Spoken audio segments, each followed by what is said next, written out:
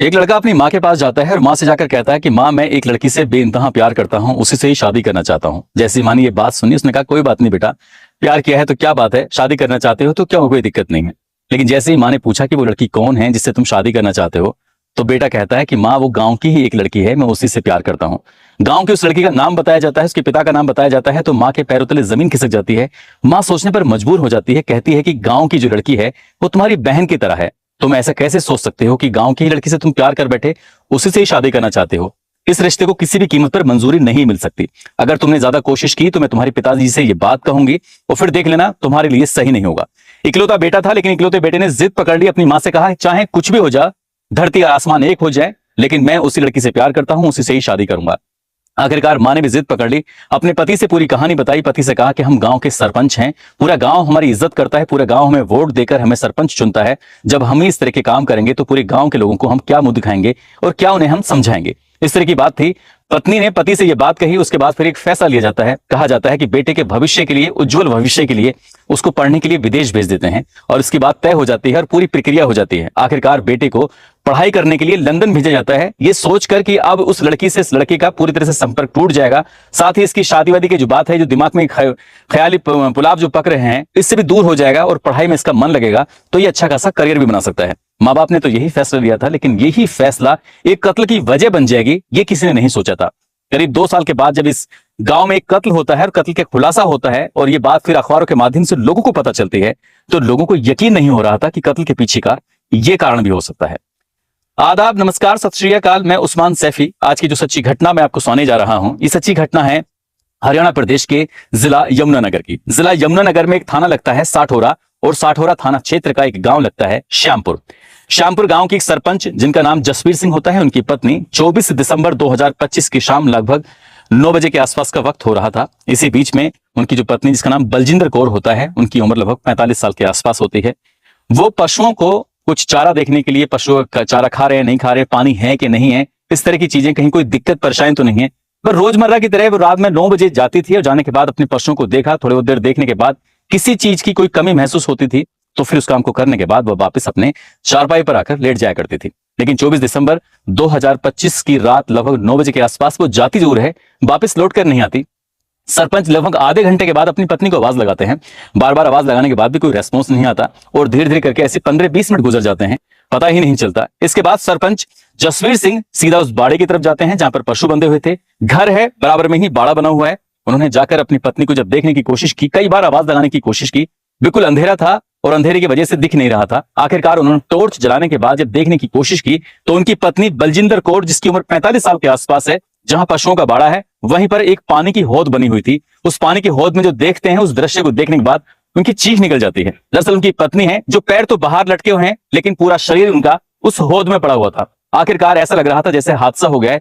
तुरंत ही उन्होंने शोर मचाना शुरू कर दिया, चीखना चिल्लाना शुरू कर दिया, और जैसी चीख पुकार सुनने के बाद आसपास के लोग इस सुनते हैं, सुनने के बाद मौके पर पहुंचते हैं। मौके पर आने के बाद बलजिंदर कौर को इस तरह से पड़ा हुआ देखने के बाद तत्काल ही वहां से उठाया जाता है। उठाने के बाद उनको हॉस्पिटल लेके जाते हैं। जैसे हॉस्पिटल लेके जाते हैं, डॉक्टर लोग कहते हैं कि ये मर चुकी हैं, यानी कि इनकी मौत हो चुकी है। अब उसके बाद फिर ये देखना शुरू कर दिया जाता है। डॉक्टरों ने जब देखना शुरू किया तो माथे पे चोट के निशान थे, गले पर भी निशान थे, हाथ पर चूड़ियों के टूटने के निशान थे, और ऐसा लग रहा था प्रथम दृष्टया जैसे कि हादसा नहीं है बल्कि हत्या की गई है। तुरंत ही डॉक्टर साहब ने नजदीकी पुलिस स्टेशन को फोन कर दिया। पुलिस स्टेशन को फोन करने के बाद कहा कि साहब, हमारे पास एक ऐसा केस आया है, आपको आना चाहिए। उधर जो ये सरपंच है वापस गांव की तरफ जाते हैं। जाने के बाद उस दृश्य को फिर से देखते हैं। गांव के जिम्मेदार लोग भी उस दृश्य को देख रहे थे और देखने के बाद लग रहा था कि टूटी हुई चूड़ियां इधर उधर पड़ी हुई थी और पैरों के निशान भी थे जो वहां पर दिख रहे थे। ऐसा देखकर लग रहा था कि जैसे कोई बाहर का आया है, कुछ ना कुछ तो यहां पर हुआ है, लेकिन हुआ क्या है, बस यही एक सवाल था। आखिरकार पुलिस ने इस मामले को देखा, देखने के बाद शव को कब्जे में लिया, पोस्टमार्टम के लिए भेज दिया और मामला एक इत्तफाकिया में दर्ज कर लिया, जिससे क्या ये कोई हादसा हो। उसके बाद फिर मामला दर्ज हो जाता है, पोस्टमार्टम की रिपोर्ट वगैरह का इंतजार किया जा रहा था।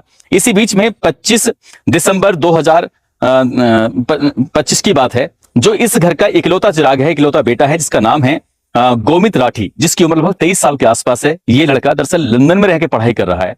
तभी घर वालों ने, परिवार वालों ने फैसला किया कि बेटा पढ़ने के लिए लंदन गया हुआ है, बेटा अपनी माँ के दर्शन कर लेगा, वो देख लेगा, इसलिए उस बेटे को जरूर बुलाया जाए, उसी से ही मुखाग्नि दिलवाई जाए, क्योंकि फिर उसे शायद अपनी मां को देखने का जिंदगी में कभी अवसर नहीं मिलेगा। जब घर के परिवार के लोगों ने इस तरह का फैसला लिया और फैसला लेने के बाद ये तय कर लिया, तो आखिरकार उन्होंने कहा कि चाहे बेटे को आने में 4 दिन का समय लग जाए या 10 दिन का समय लग जाए, हम उसका इंतजार करेंगे और इस बॉडी को प्रिजर्व करके रख लेंगे चाहे, लेकिन बेटे का आने का इंतजार जरूर किया जाएगा।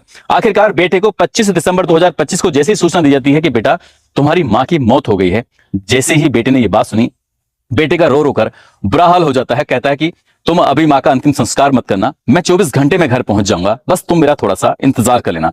जैसे ये बात सुनते हैं परिवार के लोग, रिश्तेदार, आसपास के गांव के इलाकों के लोगों का यहां पर जमघट लग जाता है। उस बेटे का बेसब्री से इंतजार कर रहे थे।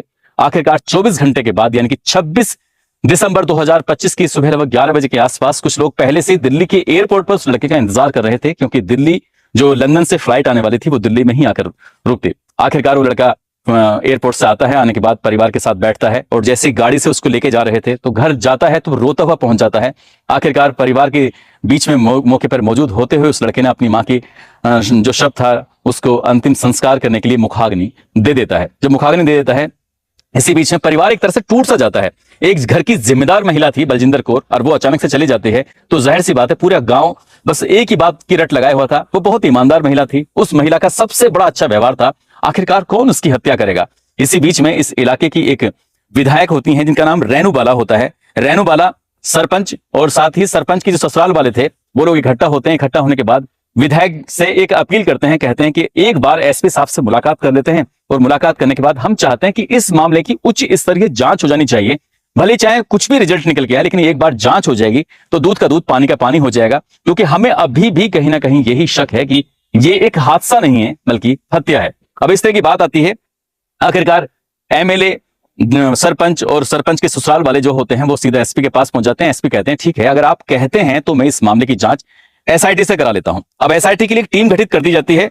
रादौर के डीएसपी होते हैं आशीष चौधरी, सीआईए 1, सीआईए 2, साथ ही साठौरा थाना प्रभारी होते हैं प्रमोद कुमार। इनकी एक टीम गठित कर दी जाती है और टीम को यह जिम्मेदारी दी जाती है कि जितना भी कम से कम समय हो, इस कम से कम समय में इस मामले की जांच पड़ताल की जाए और जांच पड़ताल करने के बाद यह पता लगाया जाए कि क्या यह वाकई हादसा है या फिर हत्या है। पुलिस टीम जब जांच पड़ताल के लिए जुड़ जाती है तो डंप डाटा यानी कि उस इलाके में जितने भी उस रात मोबाइल नंबर चले थे, हर एक मोबाइल नंबर के बारे में जानकारी जुटाई जाती है। साथ ही उस इलाके में जितने भी सीसीटीवी कैमरे लगे हुए थे उन सीसीटीवी कैमरे को भी खंगाला जाता है। ना तो सीसीटीवी कैमरों से कुछ हाथ लग रहा था, ना ही डंप डाटा से कुछ सफलता प्राप्त हो पा रही थी, क्योंकि हजारों में नंबर थे और ये पहचान पाना कि कौन सा नंबर यहां आया है नहीं आया है। तो इसलिए पुलिस वालों ने अब इस मामले की जांच को आगे बढ़ाना शुरू कर दिया। साथ ही बड़ी संख्या में लोगों से, गांव से पूछताछ करना शुरू कर दिया कि गांव में प्रधान जी का यानी कि सरपंच जी का कैसा व्यवहार है, उनका पति पत्नी का आपस में कैसे व्यवहार है, इस महिला का किस किस से दुश्मनी है या किस किस से बातचीत नहीं करती है। तो ज्यादातर लोगों ने तारीफ की और तारीफ करने के साथ साथ बस एक ही बात कही थी कि इस महिला की अगर किसी से नहीं बनती है तो वो सिर्फ इसके बेटे से, जिसका नाम गोमित राठी है, उससे नहीं बनती है, बाकी सबसे बनती है। जब गांव के लोगों ने ये बात बताई तो पुलिस वालों को बड़ा आश्चर्य हुआ। उन्होंने कहा कि ऐसा कैसे हो सकता है, बेटा तो लंदन में रहकर पढ़ाई कर रहा है।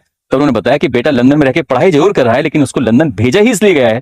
आखिरकार अभी बात उच्च अधिकारियों तक पहुंचती है, सर्विलांस टीम तक पहुंच जाती है। तो सर्विलांस टीम के एक अधिकारी ने कहा कि अगर आपको कोई एतराज ना हो तो मैं इस लड़के का जो नंबर है उसको सर्विलांस पर लेकर और जांच पड़ताल कर लूं।